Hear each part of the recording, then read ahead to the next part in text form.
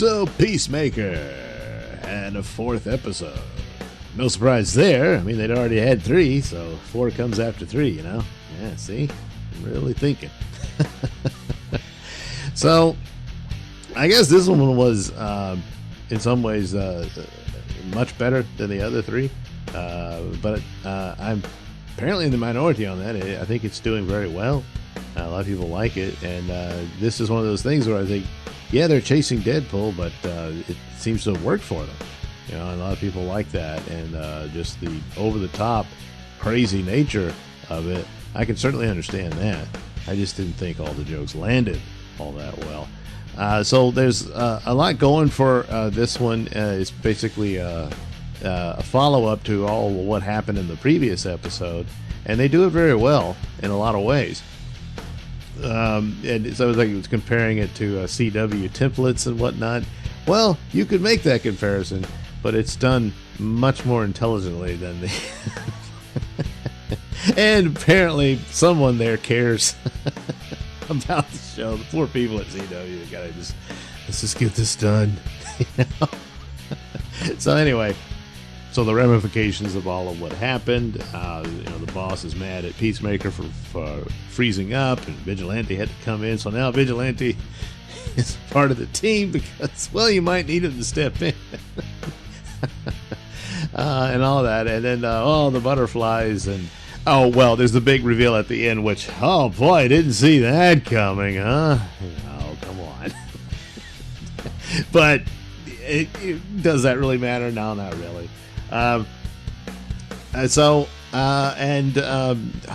blanking on the names. Waller's daughter kind of steps up here, and it's this thing about where she's crossing lines she didn't want to, and lured into it, and it's an interesting. It's not that big of a deal, but it works, and it's kind of a cool way in which she's mimicking her mother and how she manipulates the vigilante in this episode to seek the end of the Peacemaker's father.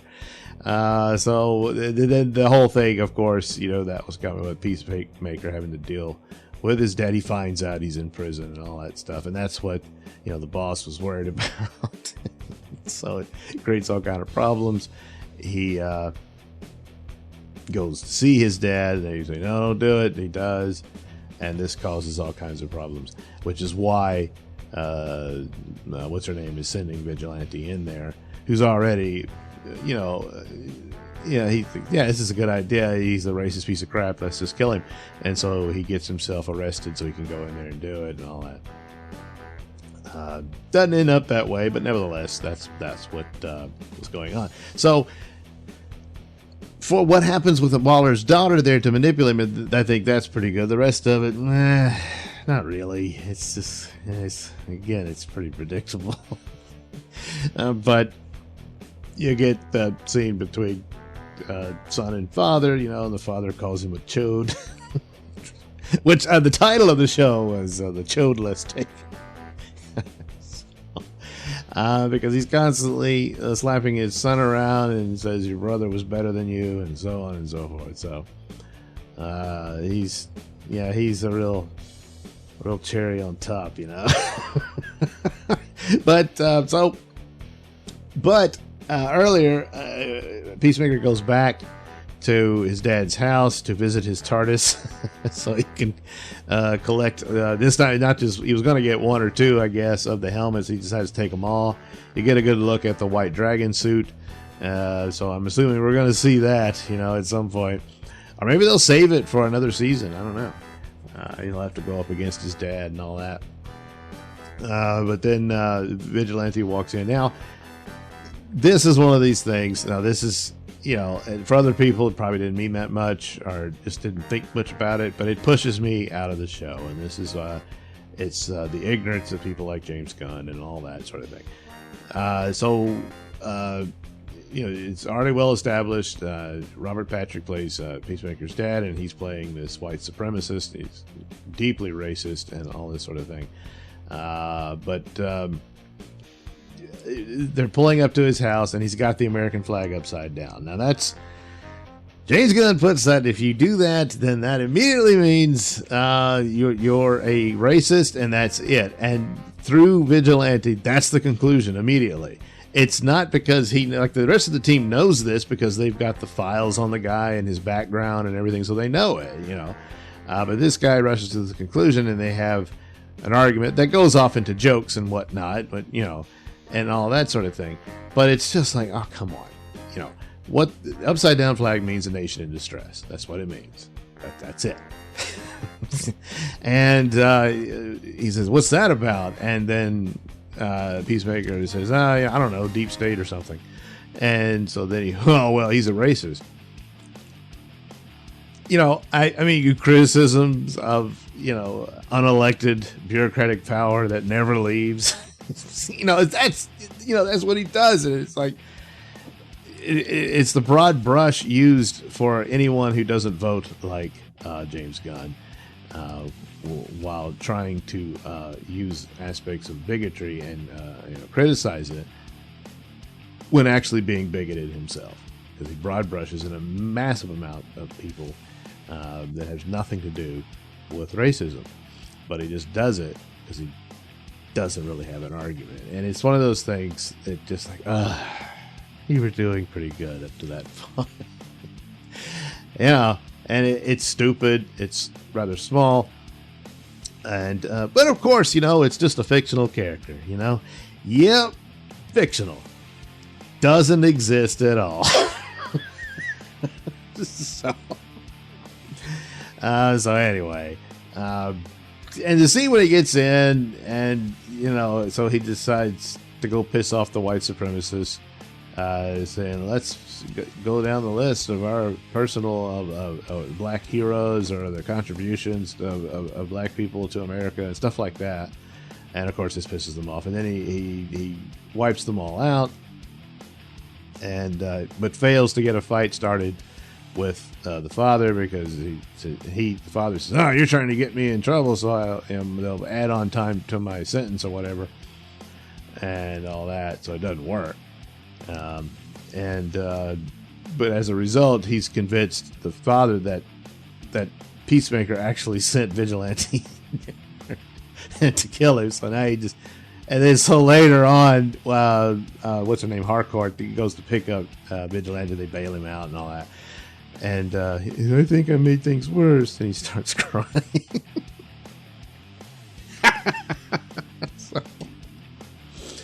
Now, look, I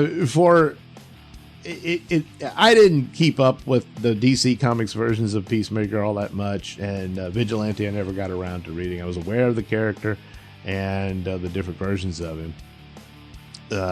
So if anybody was, I gotta imagine they're not liking this at all.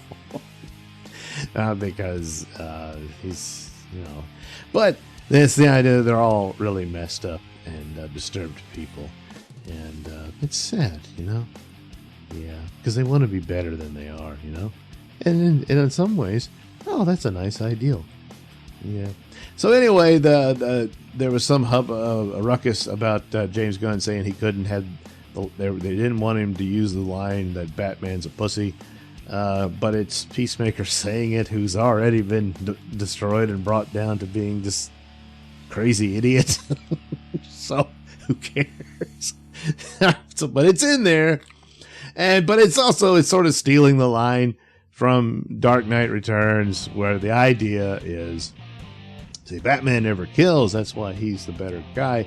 But then the obvious, logical question is, well, how many people did he kill by letting someone like the Joker live? Because he breaks out all the time, just massacres God knows how many people, bodies everywhere with those grisly grins on them, and Batman just, breaks his nose or his arm maybe, and they toss him back into Arkham, which clearly doesn't know how to keep him there. And they do it again a couple of months later, so yeah, it's a pretty good question, But anyway, that's the point. So you got Peacemaker making this point, which, he's supposed to be the bonehead and stuff, but I mean, that's a good question there, Peacemaker. So So, yeah, and some stumbles notwithstanding, it was a better episode. There's a fight between Peacemaker and Judo Master, and that's giving you clues to what this might really be about. And then we have this, which wasn't a surprise to me. I mean, early on, I was thinking, oh, he must be, a butterfly. So, boy, how many more butterflies are there? Well, apparently a lot. So we'll see what that is, and perhaps they didn't have so much. I was worried they were going to do their musical dance routine and whatnot. They almost kind of did, but not as much, and I actually like that better.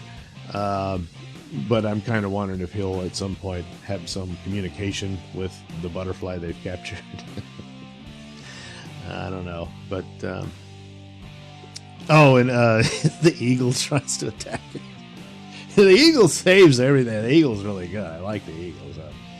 But as of now, since I'm paying a lot of attention to this show and Boba Fett, Peacemaker beats Boba Fett hands down.